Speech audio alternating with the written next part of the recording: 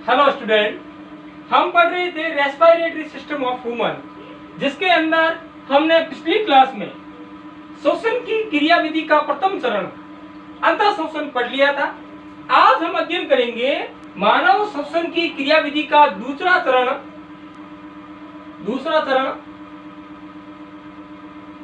उत्श्वसन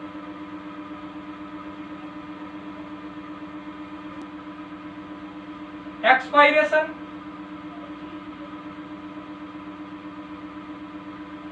या इसे बहिर्श्वसन भी कहते हैं।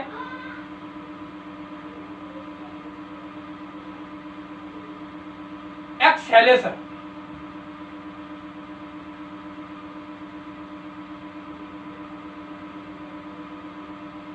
क्या होता है इस क्रिया के अंदर?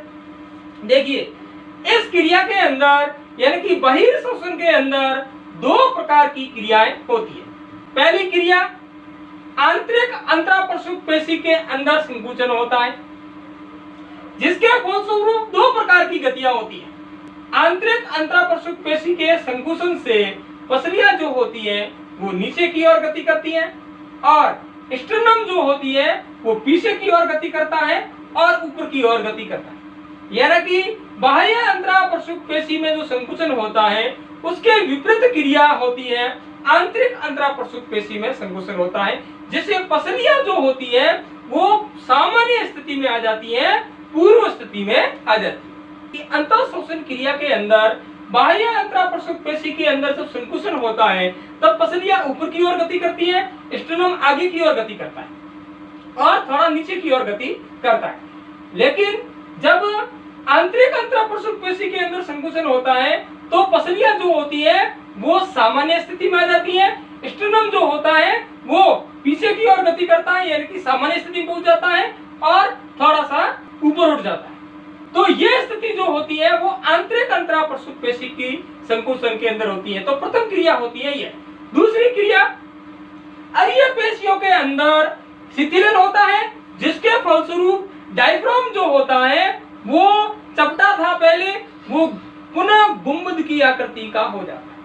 यानी कि हम कह सकते हैं कि अरीय पेशियां जो होती है, जो डायफ्राम जो होता है अरीय पेशियों का बना होता है, तो अरीय पेशियों के अंदर शिथिलन होता है, जिसके फलस्वरूप डायफ्राम पुनः गुंबद आकृति का हो जाता है यानी कि पूर्व स्थिति में आ जाता है। इन दोनों क्रियाओं के फलस्वरूप वक्ष गुहा जो होती है वो मूल स्थिति में आ जाती है, यानी कि वक्ष गुहा का आयतन पहले से घट जाता है।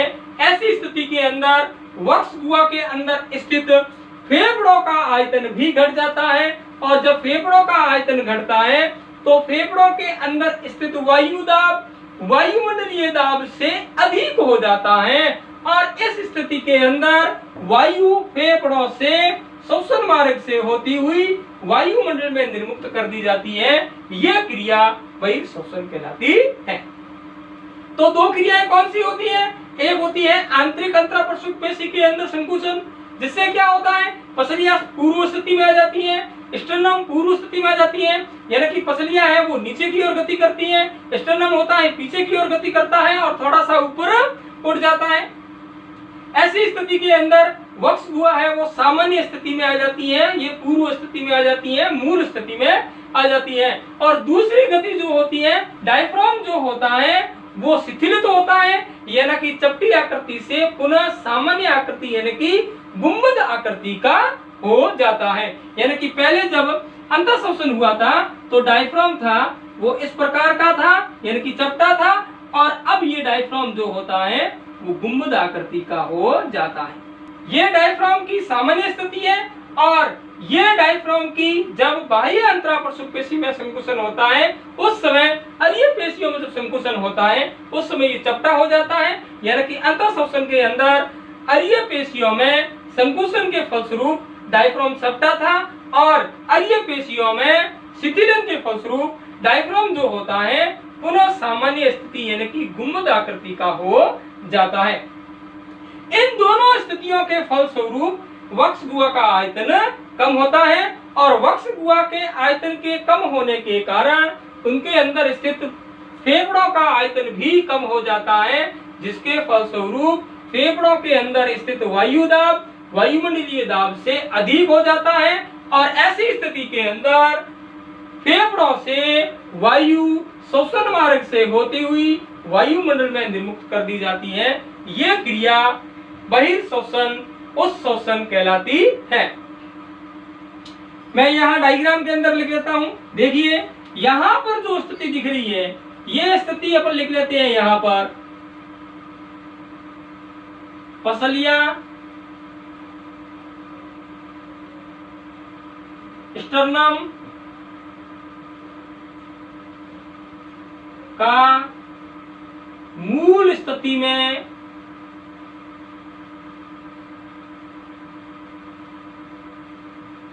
आना, यानी कि हम ये कह सकते हैं कि ये इस प्रकार से गति करती है।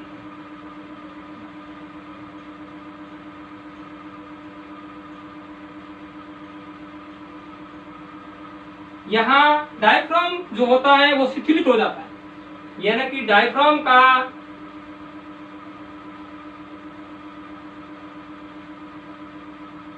शिथिलन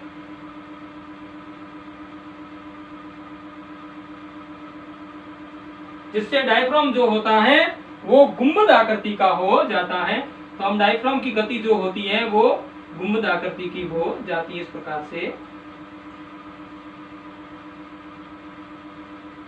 प्रकार से हो जाती है। इस स्थिति के अंदर वक्ष गुहा का आयतन जो होता है वो घट जाता है। तो हम यहां लिख सकते हैं वक्ष का या वक्ष के आयतन में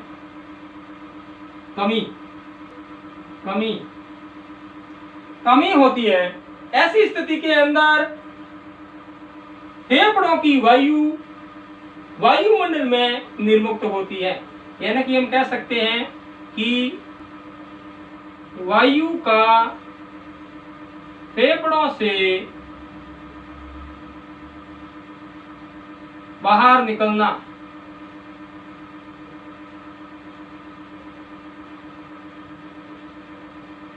वायु जो होती है वो फेफड़ों से बाहर निकलती है। ऐसी स्थिति के अंदर जब वक्ष गुहा का आयतन कम होता है तो फेफड़ों का आयतन भी घटता है। इस स्थिति के अंदर वक्ष गुहा जो होती है वो पूर्व स्थिति में आती है, यानी कि सामान्य स्थिति में आती है। तो ये क्रिया जो होती है वो निष्क्रिय होती है, क्योंकि वक्ष गुहा जो होती है वो सामान्य स्थिति में आ जाती है और इस क्रिया के अंदर किसी प्रकार की कोई ऊर्जा की आवश्यकता नहीं होती है। तो ये बात हम लिख लेते हैं। यह एक निष्क्रिय क्रियाविधि है, निष्क्रिय क्रियाविधि है।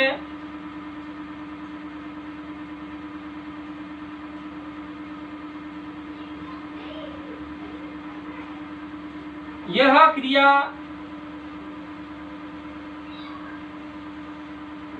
अंतःश्वसन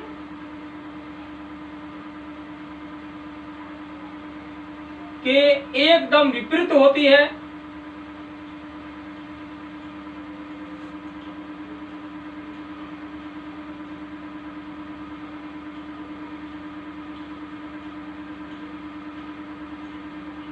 इस क्रिया में या इसमें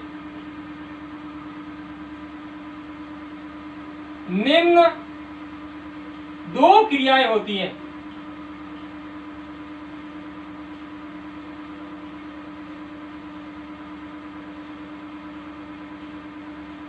कौन कौन सी दो क्रियाएं होती हैं? देखिए, नंबर 1 आंतरिक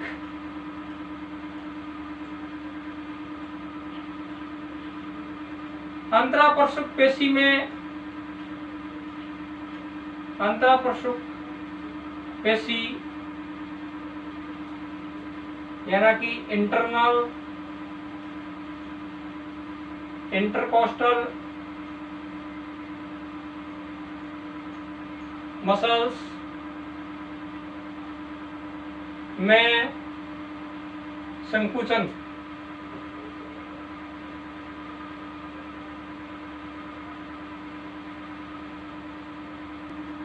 इससे दो प्रकार की गतियां होती हैं।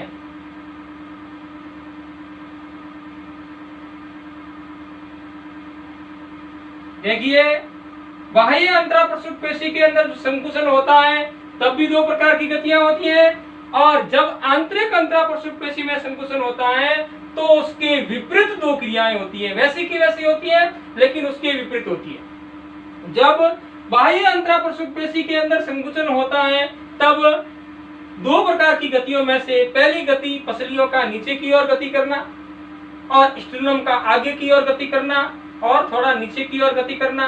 जब आंतरिक अंतराप्रसूत पेशी में संकुचन होता है तो इसके विपरीत गतियां होती हैं, यानी कि पसलियों का पुनः सामान्य स्थिति में आना, यानी कि नीचे की ओर आना। दूसरा, स्टेर्नम का पीछे की ओर गति करना और ऊपर की ओर गति करना।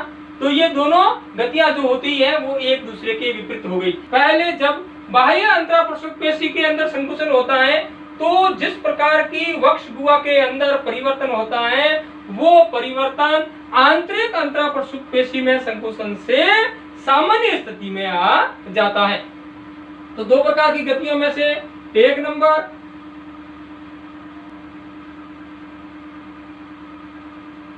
पसलियों का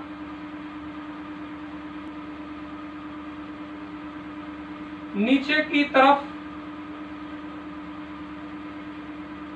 गति करना,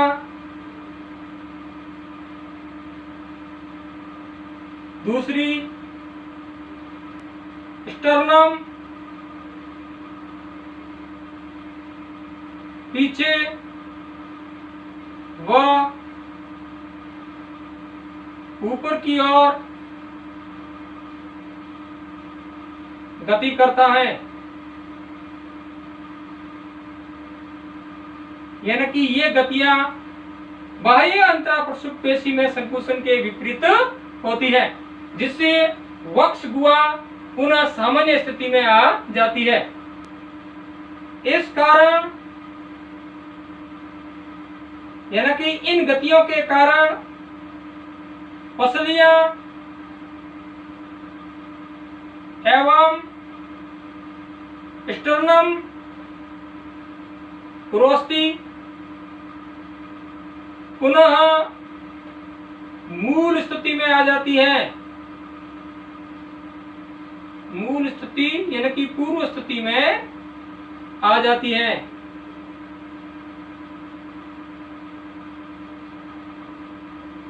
दो नंबर क्रिया डायफ्राम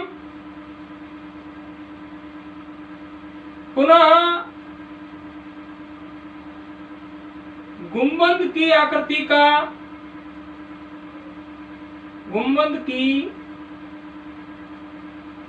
आकृति का हो जाता है।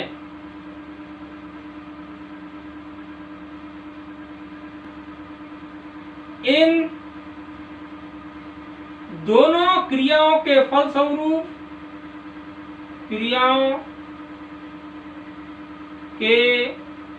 फलस्वरूप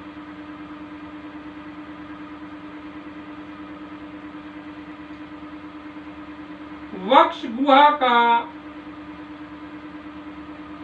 आयतन घट जाता है,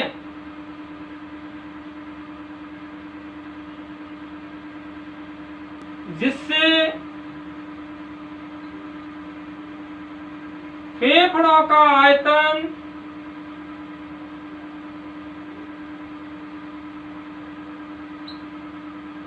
भी घट जाता है।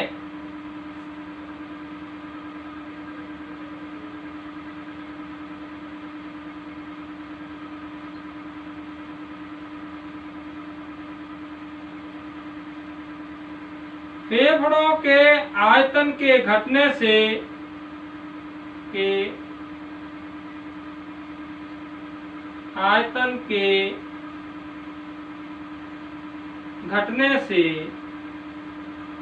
फुफ्फुसीय दाब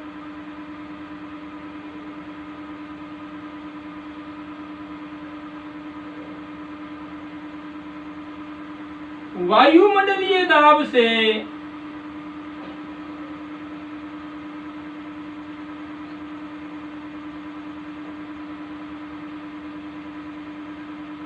थोड़ा अधिक हो जाता है।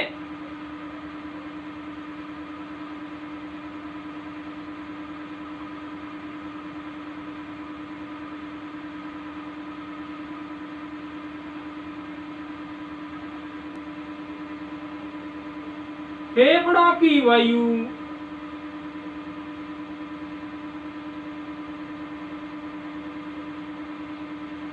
श्वसन मार्ग से होती हुई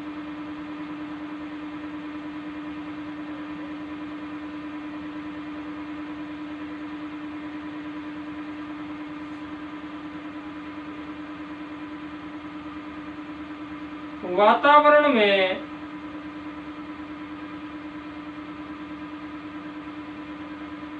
निर्मुक्त हो जाती हैं।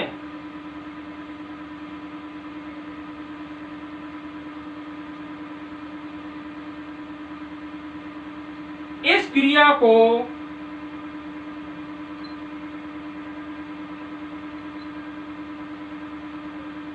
उत्शोषण कहते हैं।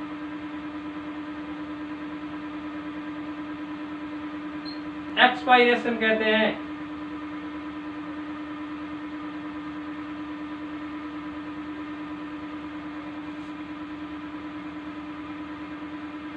कहते हैं। तो ये क्रिया जो होती है वो बहिर्शोषण या उत्शोषण कहलाती है। कब होती है? दोनों क्रियाओं के फलस्वरूप होती है। कौन सी दो क्रियाएं होती हैं? एक आंतरिक अंतःप्रसुप्त पेशी के अंदर संकुचन और दूसरा डायफ्राम का पुनः गुंबद आकृति का होना, यानी कि अरीय पेशियों में शिथिलन के फलस्वरूप। इन दोनों स्थितियों के फलस्वरूप वक्ष गुहा जो होती है वो पुनः सामान्य स्थिति में आ जाती है, यानी कि वक्ष गुहा का आयतन है वो घट जाता है। और जब वक्ष गुहा का आयतन घटता है तो इसके अंदर फेफड़ों पर दबाव पड़ता है, जिसके फलस्वरूप फेफड़ों का आयतन भी घट जाता है। और जब फेफड़ों का आयतन घटता है तो फेफड़ों के अंदर जो वायु दाब होता है वो वायुमंडलीय दाब से अधिक हो जाता है, जिससे वायु श्वसन मार्ग से होती हुई वायुमंडल में निर्मुक्त कर दी जाती है। यह क्रिया जो होती है वो बहिर्शोषण कहलाती है, यानी कि इसमें किसी प्रकार की कोई ऊर्जा की आवश्यकता नहीं होती है। क्यों? क्योंकि ये वक्ष गुहा जो होती है पुनः सामान्य स्थिति में आती है, पुनः मूल स्थिति में आती है। जब इसकी मूल स्थिति से परिवर्तन होता है तो वो अंतःशोषण कहलाता है, जिसमें वक्ष गुहा का आयतन बढ़ता है। तो वो क्रिया जो होती है जिसे मूल स्थिति से परिवर्तन होता है वो क्रिया सक्रिय क्रिया कहलाती है। और जब वक्ष गुहा पुनः मूल स्थिति में आती है तो वो क्रिया है वो निष्क्रिय कहलाती है, जिसे बहिर्शोषण कहते हैं। इसमें किसी प्रकार की कोई ऊर्जा की आवश्यकता नहीं होती है।